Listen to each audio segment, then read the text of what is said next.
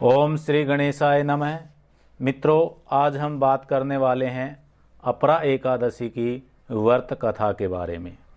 तो जब किसी इंसान की मृत्यु होती है तो उसे हम मृत कहते हैं, लेकिन जब वही इंसान सूक्ष्म शरीर में फिर से उत्पन्न होते हैं, जिसे हमारी आंखें नहीं देख सकती लेकिन फिर भी वह कार्य करता है, उसे भूत कहते हैं। ऐसे भूत योनि में जाने वाले व्यक्तियों का भी उद्धार कर सकती है यह अपरा एकादशी। अपार धन संपत्ति व पुण्य प्रदान करने वाली एकादशी यानी अपरा एकादशी, इसे अचला एकादशी के नाम से भी जाना जाता है। ये एकादशी ज्येष्ठ मास के कृष्ण पक्ष में आती है और इसका पालन करने से व्यक्ति ब्रह्म हत्या, भूत योनि, दूसरों की निंदा आदि पापों से मुक्त हो सकता है। इतना ही नहीं, ये एकादशी झूठ जनित पाप से भी मुक्त करती है, जैसे कि झूठ बोलना, झूठी गवाही देना, झूठा शास्त्र पढ़ना। जो व्यक्ति अपने स्वार्थ के लिए ज्योतिष विद्या का झूठा प्रचार करता है या शास्त्रों को तोड़ मरोड़ कर प्रस्तुत करता है तो उसे भी पाप लगता है। लेकिन अच्छी बात यह है कि ऐसे पाप भी इस अपरा एकादशी का पालन करने से समाप्त हो जाते हैं। तो आइए अब हम इस एकादशी का महत्व दर्शाते हुए एक पौराणिक कथा सुनते हैं, और इस कथा के अंत में हम आपको अपरा एकादशी का पालन करने से प्राप्त होने वाले मुख्य 3 प्रकार के लाभ के विषय में विस्तार से जानकारी प्राप्त करेंगे। अब हम आपको लेकर चलते हैं प्राचीन काल में, जहाँ महिध्वज नाम का महान और धर्मात्मा राजा राज्य करता था। उसके राज्य में प्रजा हर प्रकार से सुखपूर्वक रहती थी, लेकिन कहते हैं ना कि अच्छी वस्तुओं में भी बुराई देखने वाले कुछ लोग तो होते ही हैं। उसी प्रकार राजा महिध्वज का छोटा भाई वज्रध्वज बड़ा ही अधर्मी, क्रूर व अन्यायी था। राजा महिध्वज की लोकप्रियता के कारण वह राजा से द्वेष करता था। वह प्रतिदिन उसके द्वेष की ज्वाला इतनी बढ़ती गई कि अंत में एक दिन उसने रात्रि के अंधकार में राजा महिध्वज की हत्या कर दी और उसके मृत शरीर को पीपल के पेड़ के नीचे दबा दिया। राजा महिध्वज के इस प्रकार अकाल मृत्यु की वजह से वह प्रेत योनि में चला गया और उसी पीपल के वृक्ष पर रहने लगा और चारों ओर उत्पात मचाने लगा। एक दिन भगवत इच्छा से महान धौम्य ऋषि उसी पीपल के वृक्ष के पास से होकर गुजर रहे थे। उन्होंने उस पेड़ पर वास करते हुए राजा के प्रेत को देखा और अपने तपोबल से यह भी जान लिया कि यह प्रेत पूर्व जन्म में कौन था और उसकी यह गति कैसे हुई।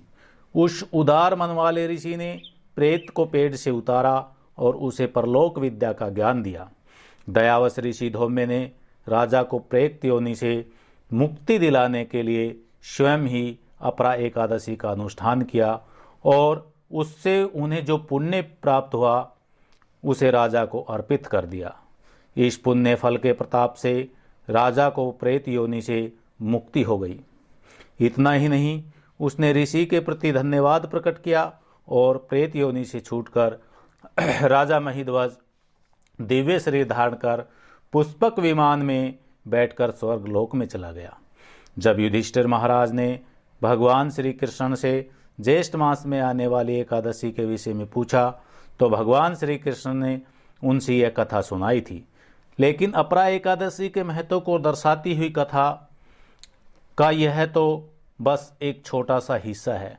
क्या आप और जानना चाहते हैं? तो चलिए अब हम आपको मुख्य 3 कारण बताते हैं कि एकादशी हमें क्यों करनी चाहिए। पहला, इस धरती पर प्रत्येक मनुष्य किसी न किसी रूप में, चाहे वह छोटा हो या वह बड़ा हो, जाने में बूझकर हो या अनजाने में, कोई ना कोई पाप कर्म करता ही है। कोई भी इससे बच नहीं सकता। तो इसलिए भगवान श्री कृष्ण ने युधिष्ठिर महाराज को आगे बताते हैं कि इस एकादशी का व्रत पाप रूपी वृक्ष को काटने के लिए कुल्हाड़ी के समान है, पाप रूपी ईंधन को जलाने के लिए अग्नि के समान है, पाप रूपी अंधकार को मिटाने के लिए सूर्य के समान है, मृगों को मारने के लिए सिंह के समान है। अपने पाप कर्मों से बचने के लिए भी इस एकादशी व्रत का पालन करना अत्यंत आवश्यक है। भगवान यह भी कहते हैं कि जो मनुष्य अपरा एकादशी के व्रत का पालन करता है वह हर प्रकार के पाप कर्मों से मुक्त होकर परम धाम को जाता है। दूसरा, अब हम बात करते हैं ऐसे पाप कर्मों के बारे में जिनको शास्त्रों में अत्यंत निंदनीय बताया गया है, जैसे कि जो क्षत्रिय युद्ध में दुश्मन का सामना करने के बजाय मरने के डर से भाग जाता है, और जो शिष्य अपने गुरु से शिक्षा ग्रहण करने के बाद भी उसकी निंदा करता है, उनके लिए नरक का द्वार खुलता है। लेकिन अगर ऐसे इंसान भी पूर्व निष्ठा से अपरा एकादशी के व्रत का पालन करें तो वे इस जघन्य पाप से भी मुक्त हो जाते हैं और उन्हें भी परम धाम की प्राप्ति होती है। तीसरा लाभ, कई बार हम अपने दैनिक जीवन और जिम्मेदारियों में इतने व्यस्त हो जाते हैं कि हम अपने आध्यात्मिक उन्नति के लिए पुण्य कर्म करने का समय ही नहीं निकाल पाते। हमारे शास्त्रों में बताया गया है कि कुछ कार्य ऐसे हैं जो करने से मनुष्य को अपार पुण्य लाभ प्राप्त होते हैं, जैसे कि कार्तिक पूर्णिमा को पुष्कर या किसी भी तीर्थ धाम पर स्नान करना, गंगा तट पर पितरों का पिंडदान करना, मकर संक्रांति को प्रयागराज में स्नान करना, शिवरात्रि का व्रत रखना। लेकिन यदि आप इनमें से कोई भी स्नान, दान या दर्शन नहीं कर सकते, लेकिन फिर भी ये सारे पुण्य प्राप्त करना चाहते हैं, तो आपके पास एकमात्र सबसे उत्तम उपाय है अपरा एकादशी के व्रत का पालन करना। आपको सारे पुण्य फल प्राप्त हो सकते हैं। भगवान श्री कृष्ण ने अंत में युधिष्ठिर महाराज से कहा कि जो भी व्यक्ति इस एकादशी व्रत का पालन करता है और इस कथा का स्मरण करता है तो वह समस्त प्रकार के पापों से मुक्ति प्राप्त कर लेता है। अब हम देखते हैं कि कोई इस एकादशी का पालन करना चाहे तो कैसे करे। सबसे पहले जो व्यक्ति इस व्रत का पालन करना चाहता है उसे एकादशी के दिन सुबह ब्राह्मण मुहूर्त में उठकर स्नान आदि से शुद्ध होकर भगवान श्री कृष्ण जी की मंगल आरती करें या उनका दर्शन करें। उसके बाद भगवान श्री कृष्ण के पवित्र नाम का जाप करना चाहिए।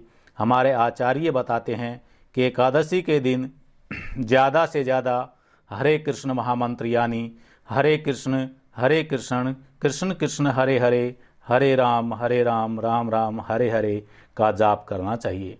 एकादशी के दिन किसी भी प्रकार का अन्न, दाल, चावल खाना वर्जित है।